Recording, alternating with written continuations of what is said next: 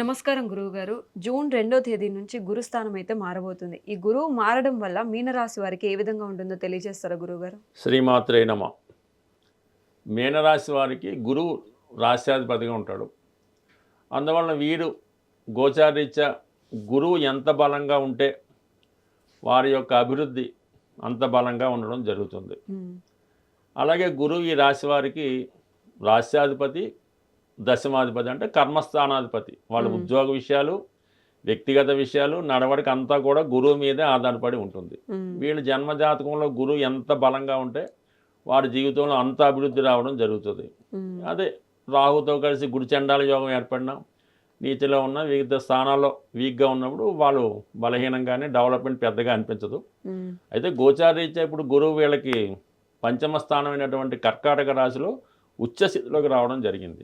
ఆ కారణం వల్ల వీళ్ళ యొక్క అభివృద్ధి ఆటోమేటిక్గా స్టార్ట్ అవ్వడం జరుగుతూ ఉంది. అంటే ప్రధానంగా ఏమైందంటే గురువు ఇప్పుడు 5వ స్థానంలోకి వచ్చి 9వ దృష్టితో మీనరాశిని చూస్తాడు.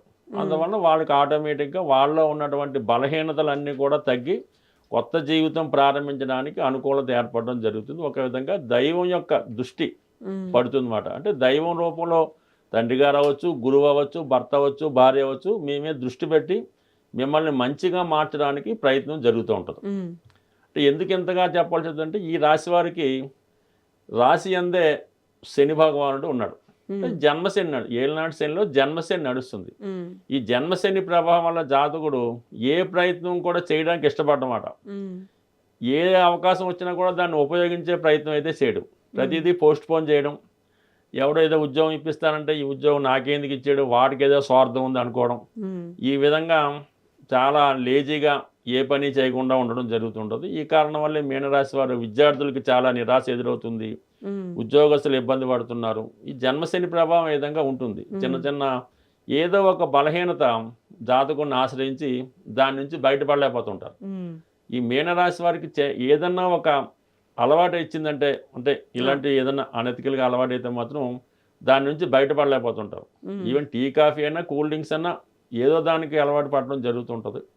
సో ఆ విధంగా వీళ్ళు ఉండడం జరిగింది. శని రాశి అందే ఉండడం వల్ల ఇప్పుడు ఈ గురువు ఎప్పుడైతే దృష్టి పడిందో వీళ్ళలో మార్పు వచ్చి చిన్న చిన్న బలహీనతలు ఏవైనా ఉంటే వాటి నుంచి బయటపడి కొత్త జీవితం ప్రారంభించడానికి కారణమవుతుంది. అంటే ముందు ఈ గురువు యొక్క ఫలితం మీరు పొందాలంటే మిమ్మల్ని మీరు సంస్కరించుకోవాలి.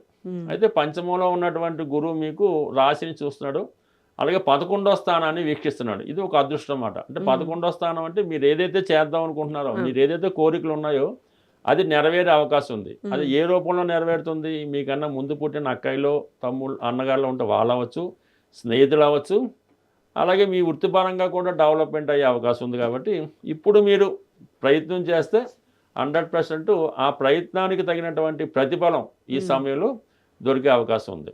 సో అందువల్ల ఏంటంటే ముందు శని యొక్క బలాన్ని తగ్గించుకుంటే మీకు గురువు యొక్క ఫలితం అందుతుంది. ఇక దాంతోపాటుగా ఏమైందంటే 12వ స్థానంలో రాహు.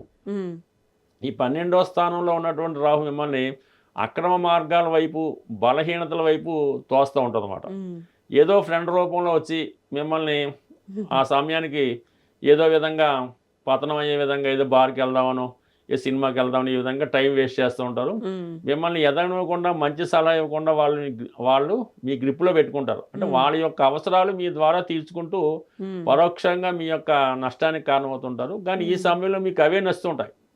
ఎవడైతే చెడు చెప్తూ ఉంటాడో, ఎవడైతే ఏదో కార్డ్స్ ఆడదాం లేదంటే బార్కి వెళ్దాం, వాడు నచ్చుతూ ఉంటాడు. బాబు చదువుకుందాం, కాలేజీకి వెళ్దాం, ఏదో ఉద్యోగం చేసుకుందాం నచ్చమాట. అందుకని వాటి నుంచి మీరు బయటపడాలంటే మీ ఫ్రెండ్ రూపంలో ఎవరైతే ఉన్నాడో, మీ బలహీనతల్ని క్యాష్ చేసుకున్నాడో వాడిని గమనించి వాడిని ముందు దూరం చేసుకుంటే ఆటోమేటిక్గా మీరు జీవితంలో మళ్ళా తిరిగి పుంజుకోవడానికి ఇది అవకాశం రావడం జరిగింది. కాబట్టి ఒకసారి మిమ్మల్ని మీరు పరీక్షించుకుంటే గురువు రెడీగా ఉన్నాడు మీకు ఇవ్వటానికి, కానీ మీరు దానికి సిద్ధంగా ఉండాలన్నమాట. అది కూడా ఏజ్ని బట్టి కూడా ఆధారపడి ఉంటుంది. ఈ ఏలినాటి శని ఎలా ఉంటుందంటే మనిషి జీవితంలో 3 సార్లు అటు ఇటుగా రావడం జరుగుతుంది. ఫస్ట్ టైము బాల్యంలో రావడం జరుగుతుంది. అది ఎవరైతే మనకి 25-26 సంవత్సరాల లోపల ఉన్నారో వాళ్ళకి ఎలా ఉంటుందో మదర్ సఫరింగ్ అవుతుంది, విద్య ఇబ్బంది పడుతుంది, చెడు వ్యసనాలకు బానిస అవుతుంటారు. రెండోసారి మిడిల్ ఏజ్లో వస్తుంది. అది పిల్లల పెళ్ళిళ్ళు, వాడి ఉద్యోగం పోవటం, ఈ అప్పులు చేయడం, ఆ విధంగా బాధపడుతుంటాడు. థర్డ్ టైం అన్నది ఏంటంటే ఇంచుమించుగా 60 సంవత్సరాలు 70 సంవత్సరాలు వస్తుంది. ఆ టైంలో బెడ్ రెడ్ అవ్వడం, బాధ్యతలు నిర్వహించలేకపోవడం, పిల్లలు పట్టించుకోకపోవడం, ఇవన్నీ ఏజ్ని బట్టి కూడా జరుగుతుంటాయి శని ప్రభావం.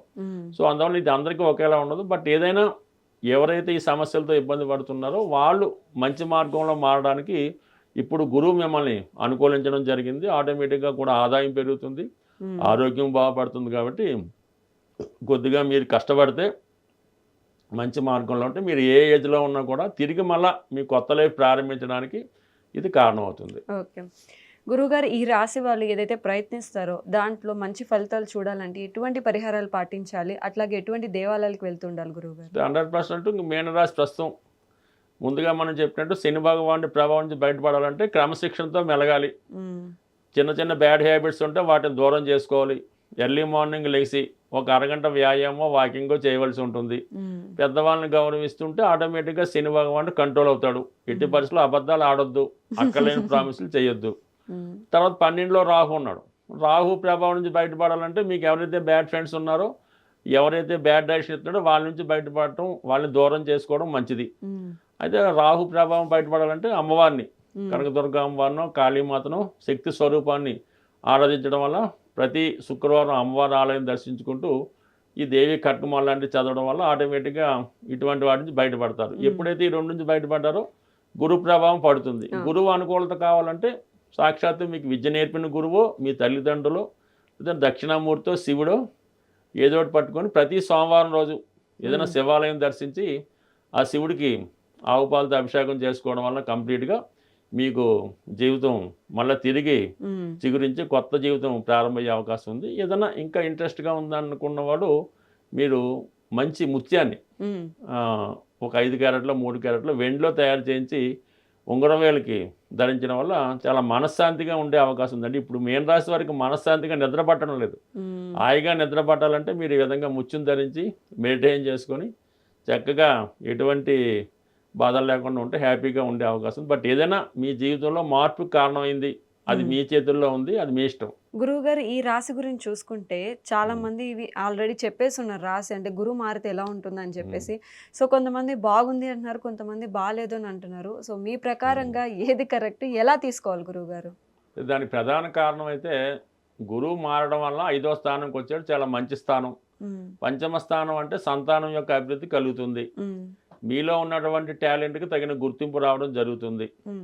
అలాగే ఇన్నాళ్ళు మీరు పట్టిన శ్రమకి గుర్తింపు అంటే ఏదైనా ప్రేమ వ్యవహారంలో ఉన్నారు, లవ్ సక్సెస్ అవుతుంది. భార్యాభర్తలు దూరంగా ఉన్నారు, మళ్ళీ తిరిగి దగ్గర అవడం అంటే ఒక ప్రేమ పెరుగుతూ ఉంటుంది, మిమ్మల్ని అభిమానించే వాళ్ళు పెరుగుతూ ఉంటారు. సో ఇది కరెక్టే. కానీ ఇవన్నీ పొందాలంటే ప్రస్తుతం ఈ మీనరాశి వారికి రాశి అందే ఒక పాపగ్రహం అంటే శని సంచరిస్తున్నాడు. సో ఆ కారణం వల్ల ఈ శుభ ఫలితాలు అందుకోలేకపోతున్నారు. ఎప్పుడన్నా మనకి ఒక రాశి ఫలితాలు మనం చూసేటప్పుడు ఆ రాశిలో ఒక శుభగ్రహం సంచరిస్తుంది అనుకుంటాం. ఆ శుభగ్రహం సంచరించినప్పుడు వారికి అన్ని మంచి ఫలితాలు పొందుతూ ఉంటాడు. అంటే మంచి ఆలోచనలు, మంచి మిత్రులు కలుగుతూ ఉంటారు. అదే పాపగ్రహం రాశిలో ఉన్నప్పుడు ఇటువంటి అనైతికల పనులు, బద్ధకం, పోస్ట్ పోన్ చేయడం, మనిషికి ప్రధాన శత్రువు ఏంటంటే ఈ బద్ధకం, పోస్ట్ పోన్మెంట్. అదే శని భగవానుడు ఇస్తూ ఉంటాడు అన్నమాట. అయితే శని మళ్ళీ కష్టపడితే ఫలితాన్ని ఇవ్వడం జరుగుతుంటుంది. అందువల్ల ఏంటి ఇప్పుడు ఇచ్చినటువంటి గురువు ఫలితాలు పొందలేకపోవడం వల్ల ఈ శని భగవానుడు ఈ మీనరాశిలో ఉండడం వల్ల ఇటువంటి ఇబ్బందులు జరుగుతున్నాయి. అందువల్ల ఏంటి ముందు వాళ్ళు క్రమశిక్షణతో వెళ్తే గురు బలం పెరుగుతూ ఉంటుంది. అంటే రాశిలో ఒక పాపగ్రహం ఉండగా ఒక శుభగ్రహం వీక్షణ పడితే ఆటోమేటిక్గా ఆ పాప ఫలితాల నుంచి జాతకుడు బయటపడుతుంటాడు. నెమ్మదిగా దాన్ని ఇంప్రూవ్ చేసుకుంటాడు. అదే ఒక శుభగ్రహం రాశిలో ఉండి పాపగ్రహం చూస్తుంటే ఏమవుతుందంటే నెమ్మదిగా ఈ జాతకుడు మంచి పనుల నుంచి చెడు పనులకి ఎఫెక్ట్ అవుతుంటాడు. అంటే ఏదన్నా ఒక చూసే గ్రహం ఫలితం కూడా ఉంటుంది.